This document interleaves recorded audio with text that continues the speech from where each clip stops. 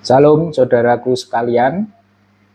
Hari ini kita akan belajar kebenaran firman Tuhan dalam Roma pasal 10. Kami beri judul 4 kategori orang yang tidak akan dipermalukan. Nah, saudara yang dikasihi Tuhan, ada orang yang tanpa pengertian kebenaran Allah, dia giat dalam melayani Allah. Jadi pengertiannya tentang Allah, tentang Alkitab masih belum begitu dalam, tapi mereka giat di dalam melayani Tuhan. Maka dari itu Paulus berdoa untuk mereka agar mereka diselamatkan. Jadi untuk orang-orang yang demikian, Paulus berdoa kiranya Tuhan memberikan jalan, saudaraku, supaya kelak mereka juga bisa mengenal kebenaran Allah itu dan kegiatannya di dalam melayani Tuhan berada dalam pengetahuan yang benar akan Allah. Paulus berdoa supaya mereka diselamatkan. Nah, saudara, terlepas dari itu, cerita tersebut, kisah itu menjadi sebuah pertanyaan bagi kita yang sudah mengenal kebenaran Allah, yang sudah belajar kebenaran Allah, studi Alkitab dan sebagainya dengan baik, saudara. Sebuah pertanyaannya adalah, sudahkah kita giat dalam melayani Dia? Sudahkah kita giat dalam melayani Allah, saudaraku? Nah, saudara, kita belajar pagi ini ada 4 kategori orang yang seperti berikut ini yang tidak akan dipermalukan. Jadi ada 4 kategori orang yang tidak akan dipermalukan. Kita belajar di dalam Roma pasal 10 ini. Yang pertama, saudaraku, yaitu kategori orang yang percaya kepada Yesus Kristus Tuhan. Roma 10 ayat 11 mengatakan, karena kitab suci berkata, barang siapa yang percaya kepada Dia tidak akan dipermalukan. Jikalau kita mengaku dengan mulut kita bahwa Yesus adalah Tuhan dan percaya dengan hati kita bahwa Allah telah membangkitkan Dia dari antara orang mati, saudaraku, maka kita akan diselamatkan. Orang yang percaya kepada Yesus tidak akan dipermalukan. Karena Allah adalah Allah yang hidup, Allah adalah Allah yang menyertai dan melindungi kita, dan ada kemuliaan kelak kepada orang-orang yang percaya kepada Yesus. Yang kedua, saudara, orang yang berseru kepada Tuhan. Roma 10 ayat 13, demikian firman Tuhan. Sebab barang siapa yang berseru kepada nama Tuhan akan diselamatkan. Sebab barang siapa yang berseru kepada nama Tuhan akan diselamatkan. Nah, saudara, orang yang berseru meminta pertolongan kepada Tuhan dalam doa, dalam kedalaman hatinya, dalam pikirannya, dalam jiwanya, rindu dan berseru kepada Tuhan, akan diselamatkan. Mengapa demikian, saudara? Karena Tuhan adalah Allah yang mendengar kita, Allah yang mengerti kehidupan kita, Allah yang punya mata dan melihat, Allah yang punya telinga dan mendengar, sehingga Dia siap, saudara, untuk mendengar teriakan kita, mendengar seruan kita, mendengar permohonan kita. Dan Allah adalah Allah yang murah hati, Allah yang murah hati kepada mereka yang mau berseru kepadanya.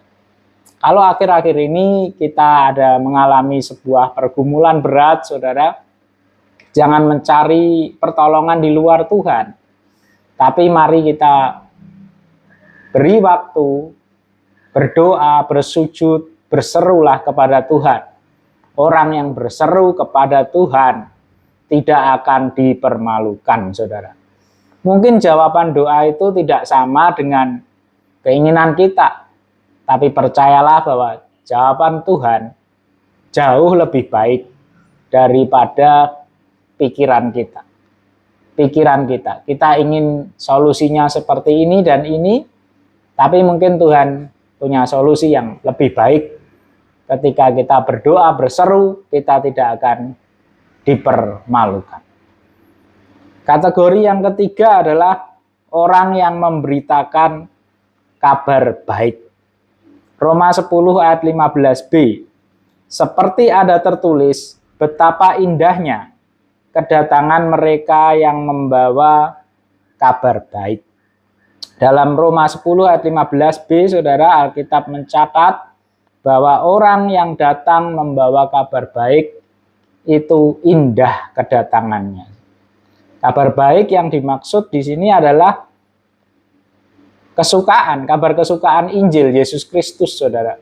Injil Yesus Kristus, Alkitab yang kita punya, saudara, di tangan saya dan saudara. Kita bersyukur ada Alkitab yang bisa kita baca dengan bebas, saudaraku. Kita bersyukur karena itu. Dan setiap orang yang datang membawa kabar baik, kedatangannya sungguh suatu hal yang indah, saudaraku. Mungkin kedatangan para pelayan Tuhan yang membawa kabar baik ini apapun bentuknya, saudara, bisa misi penginjilan, bisa penginjilan pribadi, bisa mengajar, saudara, bisa PA, bisa berkhotbah, bisa juga menulis renungan, apapun yang dalam bentuknya, saudara, tetapi kabarnya itu sama, saudara, kabar kesukaan, kabar Injil, saudara. Maka orang yang melayani dalam hal ini, saudara, kedatangannya sungguh dinantikan. Sekalipun mungkin secara realita kedatangan para pelayan Injil ini belum tentu disambut dengan baik, saudara. Kadang mungkin cerita kita, khotbah kita, renungan yang disampaikan, penginjilan yang dilakukan belum tentu disambut dengan ramah, dengan baik. Tetapi yang dimaksud di sini bukanlah sambutan manusia, saudara, tapi panggilan ilahi Allah. Ketika Allah memanggil kita dalam melayani Tuhan, dalam bidang ini membawa kabar kesukaan, saudara, maka kedatangan kita sungguh bagi Tuhan secara ilahi ini adalah kedatangan yang dinanti. Kedatangan yang membahagiakan, saudara. Ada sukacita yang besar di surga ketika satu orang percaya kepada Tuhan Yesus Kristus. Nah, saudara yang dikasihi Tuhan, bukanlah sambutan manusia yang dimaksud, tetapi panggilan kita dalam melayani Tuhan, dalam membawa kabar baik, itulah yang indah, saudara. Dan sesungguhnya jiwa-jiwa mereka yang mendengar dan percaya itu sungguh menanti, saudara. Menanti kabar yang disampaikan kepada mereka. Bagaimana mereka bisa tahu kabar itu jika tidak ada yang menyampaikannya, saudara. Memang tidak semua orang yang mendengar kabar kesukaan Injil itu menjadi percaya. Tetapi mereka yang percaya, saudara, merupakan sebuah kesukaan yang besar.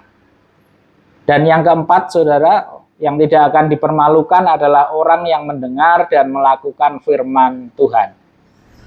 Jadi tidak hanya yang membawa kabar kesukaan, tetapi mereka yang mendengar firman dan melakukannya adalah orang yang tidak akan dipermalukan. Roma 10 ayat 17. Jadi iman timbul dari pendengaran dan pendengaran oleh firman Kristus. Iman kita akan timbul, saudara, kalau setiap saat kita mendengar firman Kristus.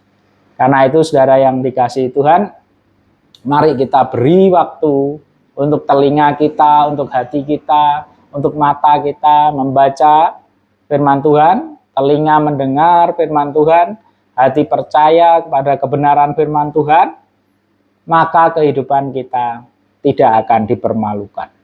Justru orang-orang yang menghindari firman Tuhan, justru orang-orang yang tidak mau melakukan firman Tuhan, saudara, kehidupannya justru akan dipermalukan dari perbuatannya, saudara. Tapi mereka yang mau melakukan firman Allah, kehidupannya akan menjadi berkat bagi orang lain, dan tidak akan dipermalukan. Ya, kiranya pendalaman Alkitab hari ini cukup sampai di sini, saudaraku. Mari kita belajar Alkitab dan percaya bahwa Allah menyertai kehidupan kita. Tuhan Yesus memberkati.